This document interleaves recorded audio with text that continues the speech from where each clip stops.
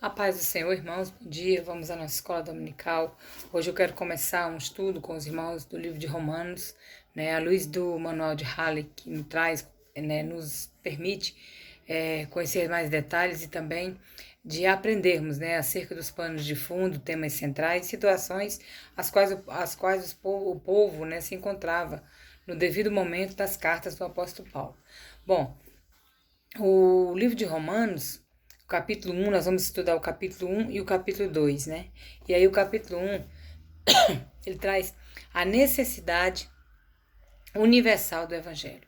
O Evangelho como necessidade a todos os povos, o Evangelho como necessidade a todas as cidades, a urgência de que o povo conhecesse, a salvação em Cristo Jesus.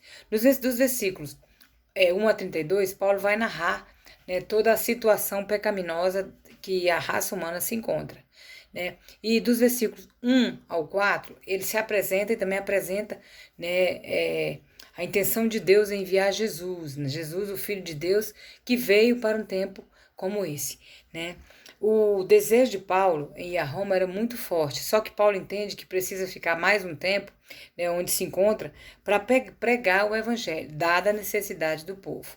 E Paulo, como ele mesmo afirma, no versículo 16, de Romanos 1, ele diz que não se envergonha do evangelho porque é o poder de Deus para a salvação de todos aqueles que creem. E aí vem o capítulo 2, quando Paulo, dos versículos 1 ao 29, ele chama a atenção também dos judeus, declarando que, embora fossem povo de Deus, os judeus, nação de Deus, também era um povo que vivia em pecado, também era um povo que vivia de qualquer forma, sem nenhuma vigilância, sem nenhuma reserva daquilo que sabia, porque o povo de Deus, desde os primórdios, ele é orientado, ele é incentivado, ele é motivado a viver em santidade, a separar-se daquilo que não agrada a Deus, a buscar uma vida reta, inculpável e irrepreensível, porque essa é a vontade de Deus para todo o povo de Deus. E no capítulo 2, dos versículos 1 a 29, o apóstolo Paulo chama a atenção também dos judeus.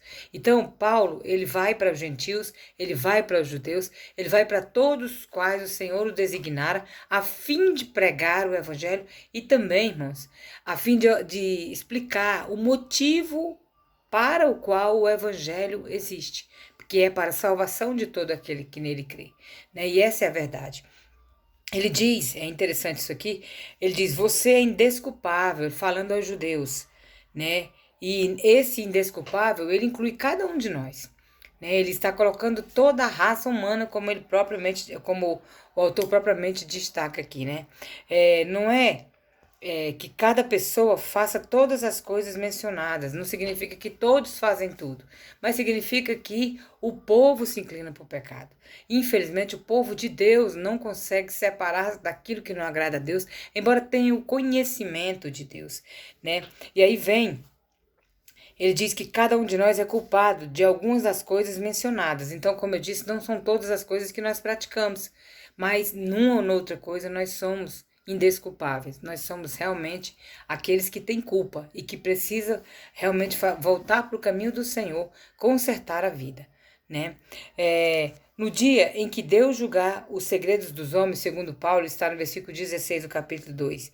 Paulo trata, com muita veemência o povo de Roma. Ele trata com muita pontualidade. A carta de Roma é uma carta importantíssima para o conhecimento da salvação. Paulo expressa aqui inúmeras vezes, que não há desculpa para aquele que conhece a palavra. Se conhece a palavra de Deus, não tem desculpa e também não será livre de toda e qualquer condenação, uma vez que não vive conforme a palavra de Deus. Ele diz o seguinte, aqui o autor diz o seguinte, naquele dia o critério não será a raça do indivíduo, judeu ou gentil, mas a condição íntima do coração e sua atitude para com Deus e as pessoas na vida diária. Meus irmãos, nossa vida diariamente tem que expressar o nosso desejo de parecer com as coisas de Deus, de viver as coisas de Deus e de ser de Deus. Nós temos que entender, e o apóstolo Paulo pontua isso inicialmente aqui na carta dele aos Romanos, que não existe distinção nessa situação de culpa entre judeu e gentio.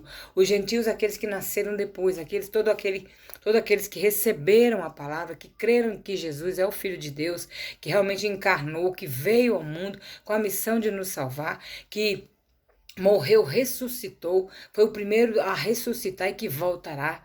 Todo aquele que crê é indesculpável, não vai ter desculpa no último dia. Por quê? Porque conhece a verdade. E o apóstolo Paulo deixa claro que, tanto a gentios, que são esses que eu acabei de citar, quanto a judeus, né, que experimentaram, que foram testemunhas, que viram, que viveram realmente aquela experiência e que não receberam Jesus como aquele que realmente ele é.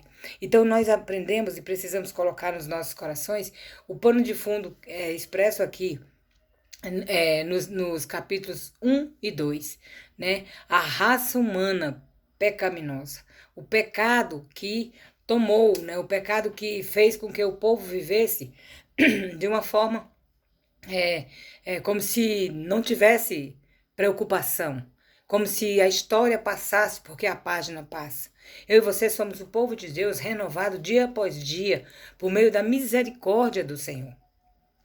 E no 2 ele pontua, no 1 ele apresenta, né, Jesus e o motivo, né, e vai dizendo no versículo 16 que ele não se envergonha desse evangelho, que ele anuncia o evangelho, que ele está disposto até morrer por causa do evangelho.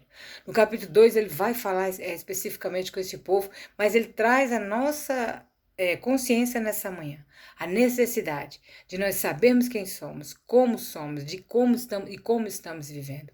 Irmãos, o crente precisa ser, o cristão, na verdade, precisa ser liberto, precisa ser transformado, precisa usar os dons ministeriais, precisa estar ativo, precisa não ser alguém que alcança um espacinho na agenda para viver a religiosidade, mas que tem uma vida com Deus, uma vida realmente na presença do Senhor, lutando contra o pecado, não se deixando esmorecer, se cair, levanta.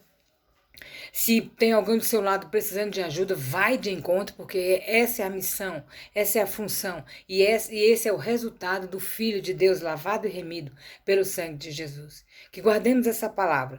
Próximas semanas compartilharemos o capítulo 3 de Romanos e o capítulo 4. Então fique atento e vamos ler a palavra, vamos estar nas orações, vamos estar, irmãos, na comunhão. É na comunhão do corpo que nós somos alimentados. Que Deus abençoe a todos.